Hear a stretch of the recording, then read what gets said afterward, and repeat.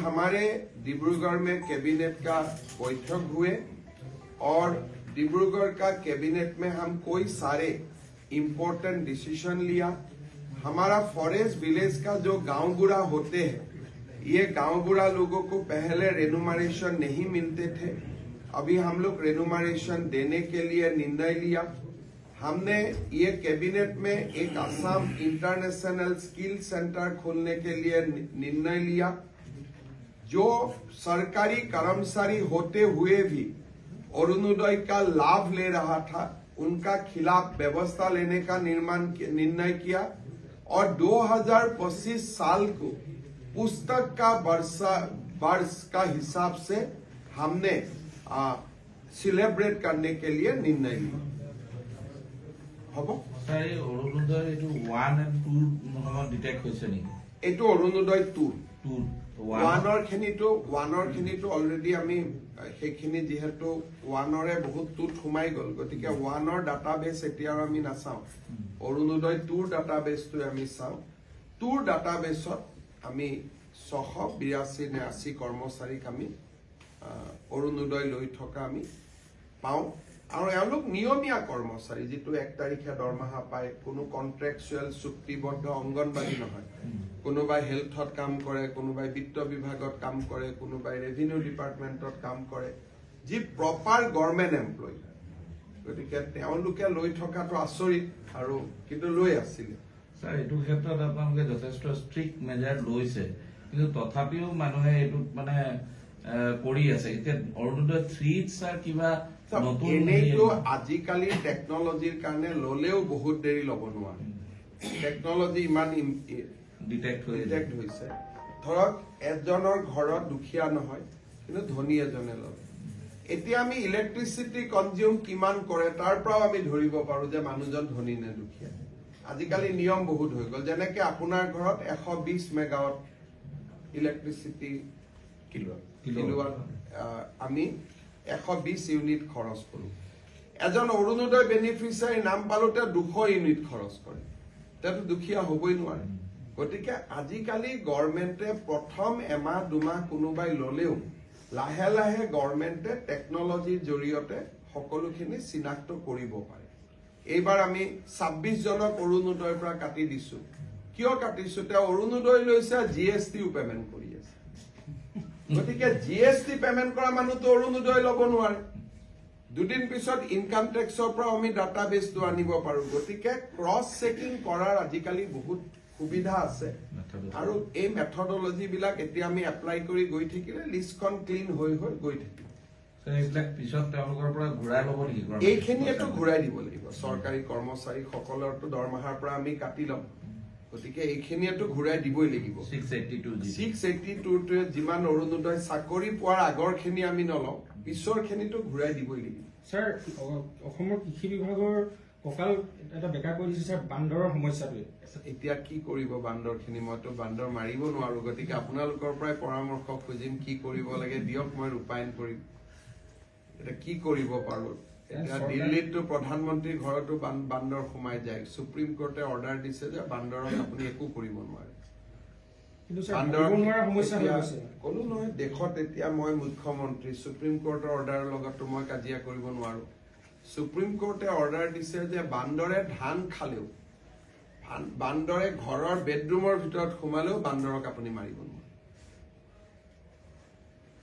কেছটো মেনকা গান্ধীয়ে কৰিছিল, সুপ্ৰিম কোৰ্টে ৰায় দিছে। আৰু দিল্লীত সকলো কেবিনেট মন্ত্ৰীৰ ঘৰৰ ভিতৰত বান্দৰ।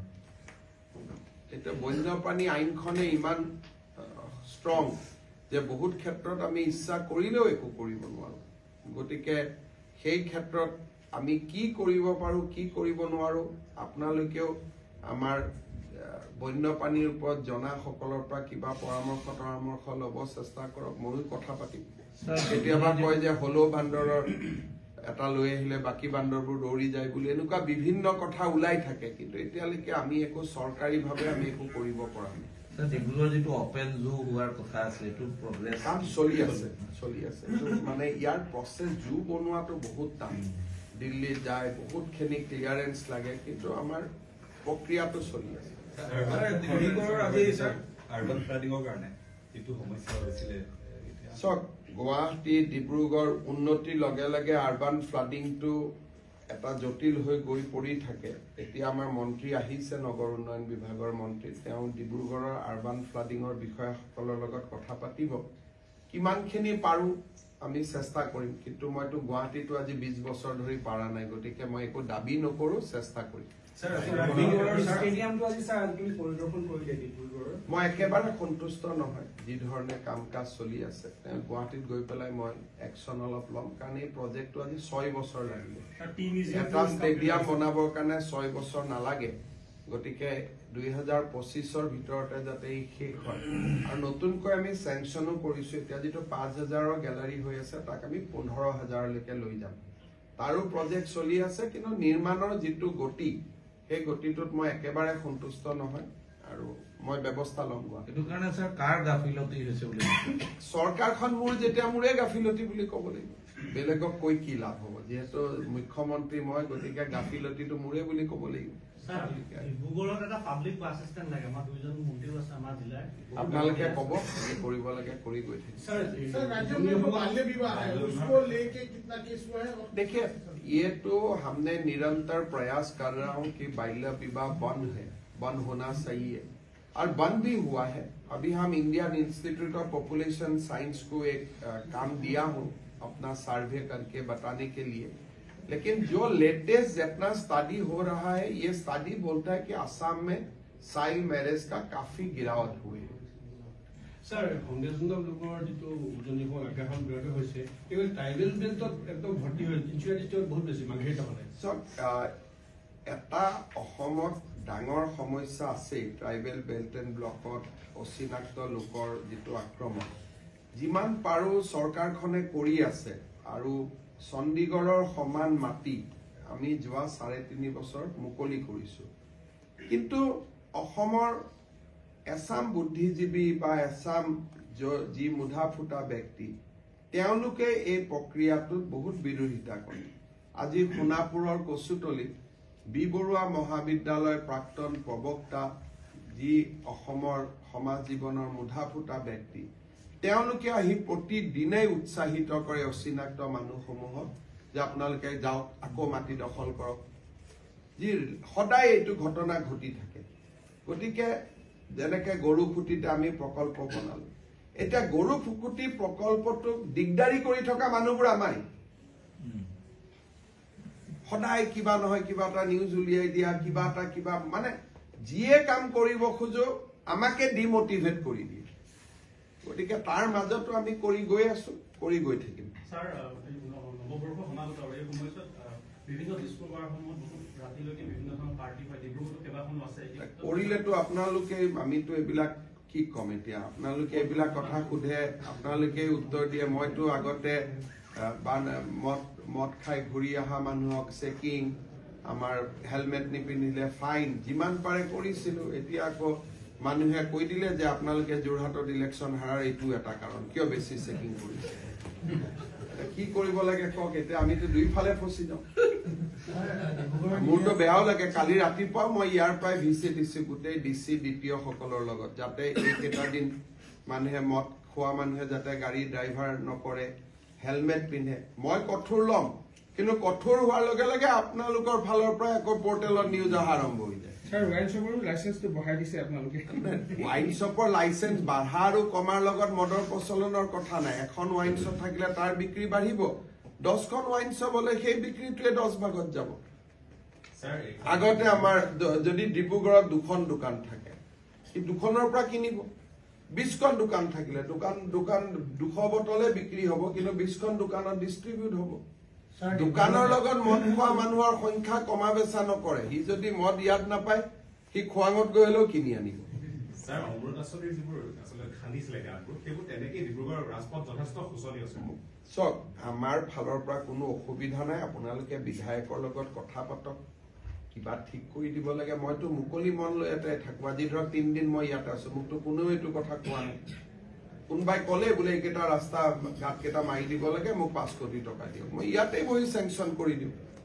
এটা মইতো আপোনাৰ আগলৈকে প্ৰায় 300 মানুহ লগ পালো কোনো এজনেওতো এইটো পইণ্ট আনা নাই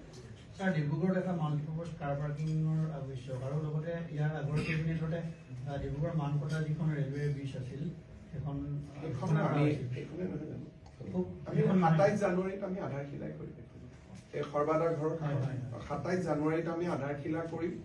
ইতিমধ্যে টেণ্ডাৰ হৈ গ'ল টেণ্ডাৰ এলটেড হৈ গ'ল মই যেতিয়া 26 জানুৱাৰীৰ কাৰণে আহিম তেতিয়া আধাৰশিলা কৰি থৈ আৰু কাৰ পাৰ্কিং এটা কাৰ পাৰ্কিঙৰ চাই ল'ব গুৱাহাটীত আমি যিমান কাৰ পাৰ্কিং বনাইছো কোনেও গাড়ীৰ ওপৰত নাৰাখে এখনো এতিয়ালৈকে ছাকচেছফুল হোৱা নাই সেইকাৰণে আপোনালোকে বিচাৰিলে মই কৰিব পাৰো কিন্তু গুৱাহাটীৰ দুটা কাৰ পাৰ্কিং এটা শ্ৰদ্ধাঞ্জলি পাৰ্কত এটা মহেন্দ্ৰ মোহন চৌধুৰী হস্পিটেলৰ কাষত এটাও গাড়ী নৰখে কালি ইনফেক্ট মন্ত্ৰীয়ে মোক কৈ আছে যে দাদা ভাঙি দিওঁ কাৰ পাৰ্কিং এটা বেলেগ কামত কাৰ মাৰ্কেট চলি আছে শ্ৰদ্ধাঞ্জলি পাৰ্কৰ যিটো কাৰ পাৰ্কিং সেকেন্ড কাৰ মাৰ্কেট চলি আছে পাৰ্কিং কৰি থৈ দিয়ে মানুহ আহে নাই সেইটো কাৰণে মই মোক কালি মন্ত্ৰীয়ে কৈছে যে এইটো খুলি দিওঁ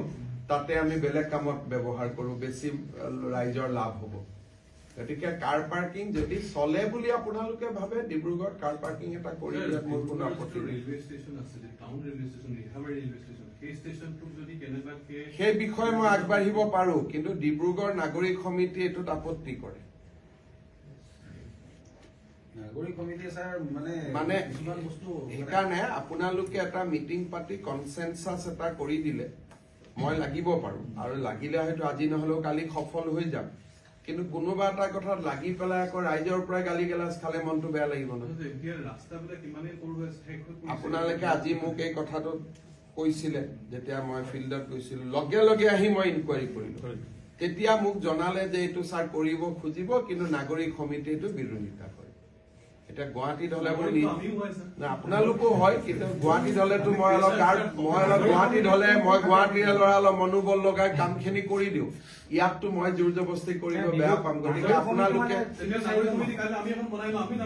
কিবা এটা কৰক আপোনালোকে কৰি পেলাই আপোনালোকে এটা ৰাজহুৱা প্ৰস্তাৱ এটা লৈ মোক দিয়ক ৰাজহুৱা প্ৰস্তাৱ এটা লৈ দিয়ক লগে লগে নহলেও মই লাগি থাকিলে কোনোবা এটা দিনত হ'ব থেংক ইউ স্যাৰ এয়াৰপৰ্টটো 2010 পৰা স্যাৰ ৰাতি ফ্লাইট লেণ্ড কৰে অহা যোৱা কৰে কিন্তু ৰেগুলাৰ ফ্লাইট তেওঁলোকে দিব বিচৰা নাই ফ্লাইটৰ মানে ইণ্ডিগোৰ লগতো আমি কথা পাতি আছো ডিব্ৰুগড় যোৰহাটৰ কাৰণে কি হয় মই চাম গধূলি আমাক এখন ফ্লাইট লাগে গধূলি গুৱাহাটীলৈকে যোৱা ৰাতিপুৱা আহিব পাৰে গধূলি যাব পাৰে স্যাৰ যদি বেছিকে ফ্লাইট হৈ যায় তেতিয়াও কানেক্টিভিটি চাই দিম দিয়ক অলপ মানে আজিকালি প্ৰাইভেটাইজ হৈ যোৱা কাৰণে দিগদাৰ এটা অনুৰোধ আছিলে সেইটো হৈছে কি গোটেই ডিব্ৰুগড় চিটিখন মহানগৰ বুলি কওঁ গোটেই ডিব্ৰুগড় চিটিখনত সঁচা কথাটো ক'বলৈ গ'লে ওপৰ পাছ আৰু তলৰ পাছ অন্ধকাৰময় হৈ থাকে অন্ততঃ ইয়াত ষ্ট্ৰীট লাইট যদি ষ্ট্ৰীট লাইট এইবাৰ 10খন চিটিত মানে নগৰত আমি ষ্ট্ৰীট লাইট দিম কামটো চলি আছে আৰু 2-3 মাহ ষ্ট্ৰীট লাইটৰ কাৰণে আমি অনুমোদন দিব পাৰোঁ মই দেখিছো তেজপুৰ ডিব্ৰুগড় যোৰহাট একদম অন্ধকাৰময় হৈ থাকে সেইটো খুব বেয়া লাগে বসুন্ধৰা 3ত কিমান আমি আবেদন পাওঁ 31 জানুৱাৰীলৈকে এতিয়ালৈকে লক্ষাধিক আবেদন আহিছে কিন্তু এক্সটেণ্ড কৰাৰ মোৰ ইচ্ছা নাই কাৰণ সিফালে মডেল কোড অফ কণ্ডাক্ট বিধানসভা নিৰ্বাচনৰ কাৰণে আহি যাব প্ৰয়োজন হয় 6-7 দিন কৰিব পাৰো তাতকৈ বেছি কৰিব নোৱাৰো কাৰণ এই আপোনালোকে জানে যে 2025 চনৰ বৰ্ষটো ইলেকশ্যনৰ বৰ্ষ আৰু ছেপ্টেম্বৰ অক্টোবৰৰ পৰা অফিচাৰবিলাক ইলেকশ্যনৰ কামত লাগি যাব তেতিয়া বসুন্ধৰা এপ্লিকেশ্যন বসুন্ধৰাতে পৰি থাকিব সেইকাৰণে যাৰ আবেদন কৰিবলগীয়া আছে তেওঁলোকক মই অনুৰোধ কৰিম যাতে 31 তাৰিখৰ আগতে আবেদনটো কৰে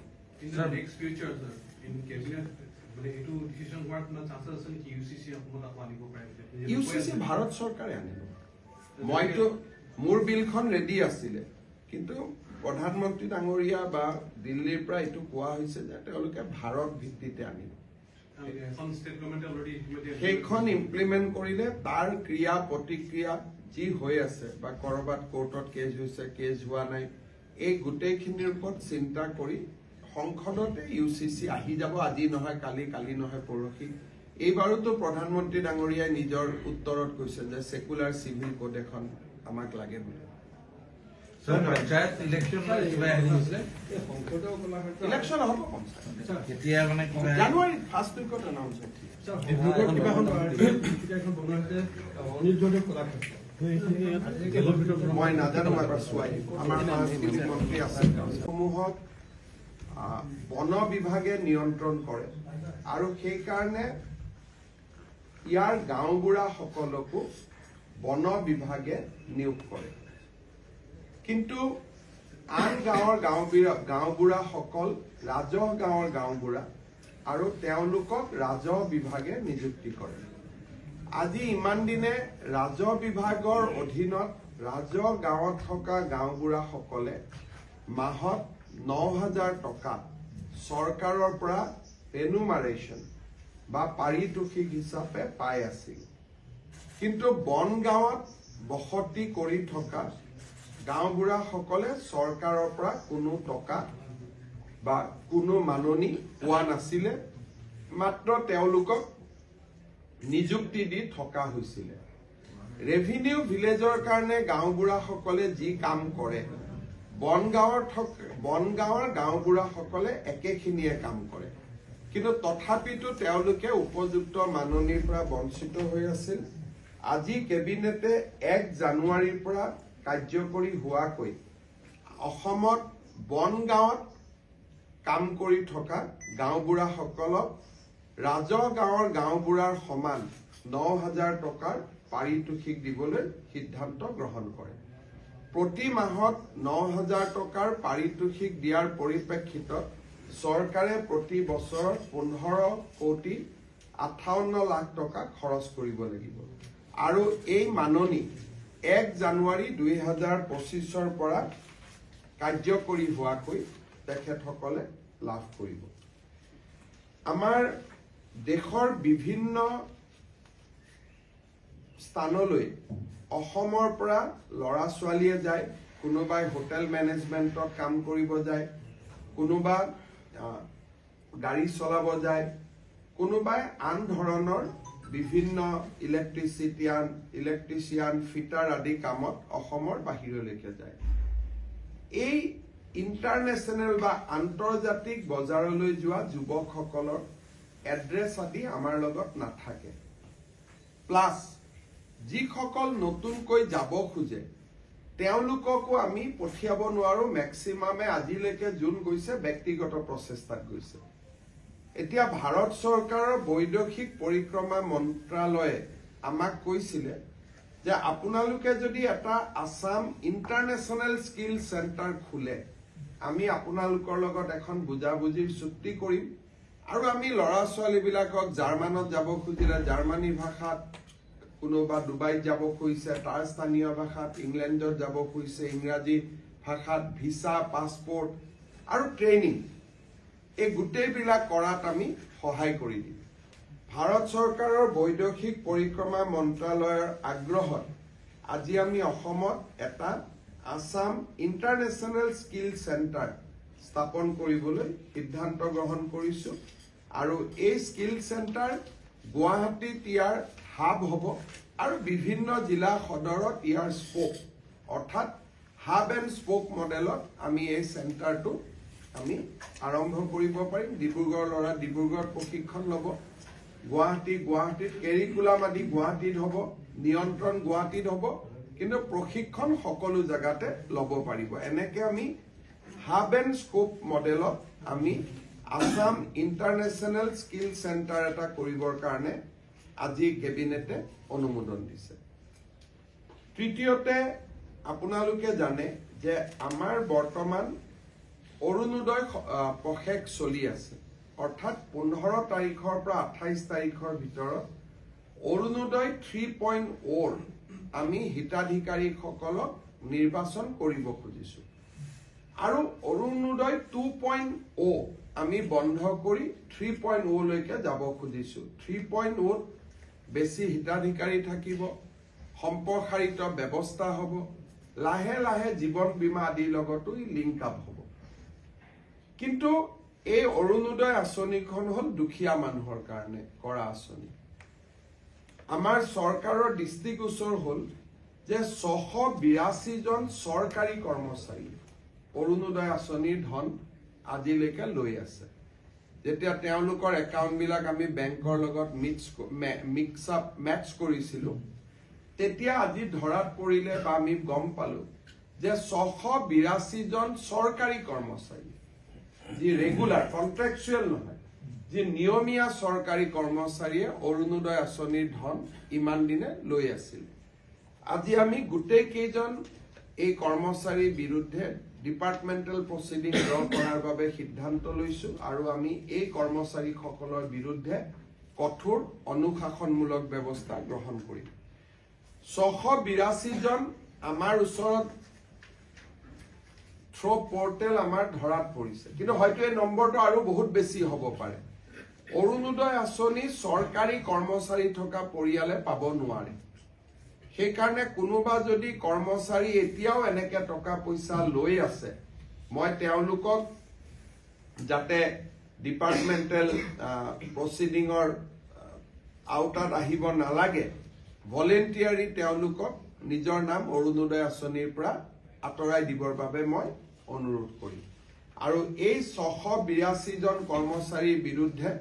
আমি কঠোৰ অনুশাসনমূলক ব্যৱস্থা আমি গ্ৰহণ কৰিম। আমি চৌকছ কৰিবৰ কাৰণে ডিপাৰ্টমেণ্টক অৰ্ডাৰ দিছো। আৰু যদি আপোনালোক কোনোবাই ডিটেইল বিচাৰে এই 682 জনৰ নাম ঠিকনানো কি যদি জানিব খোজে, আমি নাম ঠিকনাখিনিও গুৱাহাটীত আমি ৰিলিজ কৰি দিব পাৰিম, বা কালি আমাৰ মন্ত্ৰী জয়ন্ত মল্ল বৰুৱা, বিমল বৰাৰ পৰা আপোনালোকে অহাকালি লৈ ল'ব পাৰিব যদি আপোনালোকে বিচাৰে। ইয়াৰ পিছত আজি আমাৰ কেবিনেটে আৰু এটা সিদ্ধান্ত লৈছে যে 2025 চনৰ বৰ্ষটো আমি কিতাপৰ বৰ্ষ হিচাপে পালন কৰিব খুজিছো অসমত। এইবাৰ প্ৰথমবাৰৰ বাবে গুৱাহাটী গ্ৰন্থমেলা আমি খানাপাৰা ফিল্ডত কৰিবলৈ অনুমতি দিছো। যদিও 26 জানুৱাৰীৰ অতি নিচে ওচৰত হ'ব, নিৰাপত্তাজনিত শংকা থাকে, তথাপিতো কিতাপৰ স্বাৰ্থত আমি এইবাৰ খানাপাৰাত বুক ফেয়াৰ কৰিম বুলি আমি সিদ্ধান্ত লৈছিলো। আৰু আজি আমি কেবিনেটত সিদ্ধান্ত লৈছো যে প্ৰতিজন মন্ত্ৰীয়ে বুক ফেয়াৰত যাব, কিতাপ কিনিব, আৰু ডিপাৰ্টমেণ্টৰ পৰাও য'ত যেনেকে বাজেট আছে তেনেকে কিতাপ কিনিবৰ কাৰণে চেষ্টা কৰিব। আৰু গোটেই বছৰটোত বিভিন্ন চৰকাৰী কাৰ্যসূচীৰ জৰিয়তে আমি অসমৰ নতুন প্ৰজন্মৰ মাজত কিতাপ কিনা আৰু কিতাপ পঢ়া, তাৰ কাৰণে শিক্ষা বিভাগক আমি এটা ডিটেইল একশ্যন প্লেন বনাব কৈছো, কেনেকৈ আমি 2025 চনৰ বৰ্ষটোক কিতাপৰ বৰ্ষ হিচাপে পালন কৰিব পাৰো। আৰু এই বিষয়ে আৰু কথা আমি যেতিয়া একশ্যন প্লেনটো ৰেডি হৈ যাব আমি ক'ব পাৰিম। কিন্তু মোটামুটি যেনেকে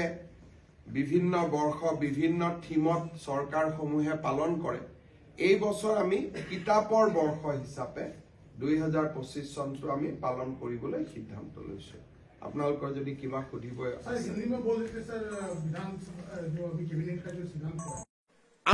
আজি যেতিয়া অৰুণোদয় আঁচনি চলি আছে আমি তাৰ গুৰুত্বটো বুজি নাপাম,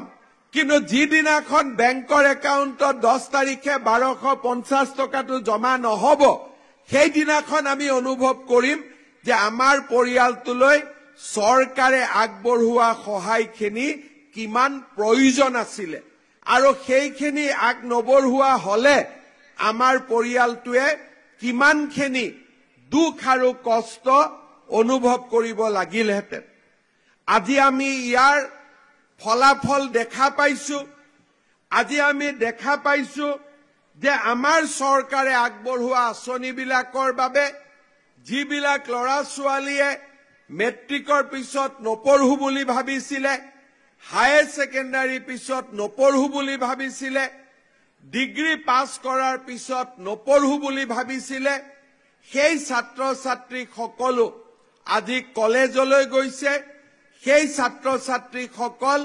আজি বিশ্ববিদ্যালয়লৈ গৈছে, আৰু আমাৰ অসমত উন্নয়নৰ এটা শিক্ষা জীৱনৰ উন্নয়নৰ এটা নতুন দিগন্ত গঢ়ি উঠিছে। মই আজিৰ এই সুন্দৰ দিনটোত অসমৰ ছাত্ৰ ছাত্ৰী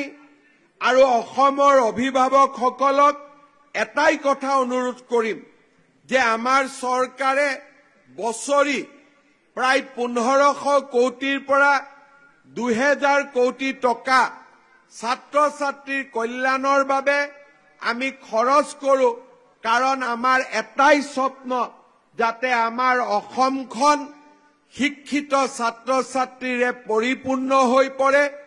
আমি যাতে উপযুক্ত মানৱ সম্পদ নিৰ্মাণ কৰিব পাৰো আৰু এই মানৱ সম্পদসমূহে অসমক বিকাশৰ এক নতুন দিগন্তলৈ যাতে লৈ যাব পাৰে। ইমানবিলাক কাম আমি অসমত কৰিছো যে যি কাম আগতে কোনেও কেতিয়াও কল্পনা কৰিব পৰা নাছিল, কিন্তু এই গোটেইবিলাকৰ লক্ষ্য কি? এই গোটেইবিলাকৰ এটাই লক্ষ্য, আধুনিক অসম নিৰ্মাণ কৰা, বিকশিত অসম নিৰ্মাণ কৰা আৰু মোৰ ছাত্ৰ ছাত্ৰীসকলৰ বাবে এখন সুৰক্ষিত অসম দিয়া। ছাত্ৰ ছাত্ৰীসকলে 2-3টা কথা সদায় মনত ৰাখিব লাগিব যে আমাৰ ভৱিষ্যত আমি নিজে নিৰ্মাণ কৰিব লাগিব আৰু শিক্ষাৰ বিকল্প আমাৰ হাতত একোৱেই হ'ব নোৱাৰে। শিক্ষা মানে কি? স্কুলত গৈ অকল পঢ়া শুনা কৰা শিক্ষক শিক্ষয়িত্ৰীয়ে দেখুওৱা লেচনখিনিয়ে নহয়, আমাৰ লক্ষ্য হ'ব লাগিব যে আমি জ্ঞান আহৰণ কৰা আৰু তাৰ কাৰণে ল'ৰা ছোৱালীয়ে স্কুলৰ কিতাপৰ লগে লগে বাহিৰৰ কিতাপো আমি পঢ়া শুনা আৰম্ভ কৰিব লাগিব। কিতাপ পঢ়াৰ অভ্যাস নাথাকিলে আমি কেতিয়াও আগবাঢ়ি যাব নোৱাৰো। আজি বহুতো ছাত্ৰ ছাত্ৰীৰ ফেচবুক ইনষ্টাগ্ৰামৰ প্ৰতি যিমান আগ্ৰহ বাঢ়িছে তাৰ লগতে আমি কিতাপ পঢ়াৰ আগ্ৰহো বঢ়াব লাগিব, কাৰণ জ্ঞান লুকাই থাকে কিতাপৰ পৃষ্ঠাই পৃষ্ঠাই। সেইবাবে মই ছাত্ৰ ছাত্ৰীসকলক অনুৰোধ কৰিম যে যেতিয়াই আমাৰ সময় থাকে আমি যাতে কিতাপ পঢ়াৰ অভ্যাস আমি নিৰ্মাণ কৰো। আমাৰ অতীতক লৈ আমি গৌৰৱশালী হ'ব লাগিব। যদি আমি অতীতক লৈ গৌৰৱ অনুভৱ নকৰো, সমাজ কেতিয়াও ভৱিষ্যতত আগুৱাই যাব নোৱাৰে। তাৰ বাবে আমাৰ প্ৰত্যেকগৰাকী ছাত্ৰ ছাত্ৰীয়ে ৰামায়ণ মহাভাৰতৰ পৰা কীৰ্তন ঘোষা নাম ঘোষালৈ আমি পঢ়াৰ অভ্যাস কৰিব লাগিব, যাতে আমি নিজৰ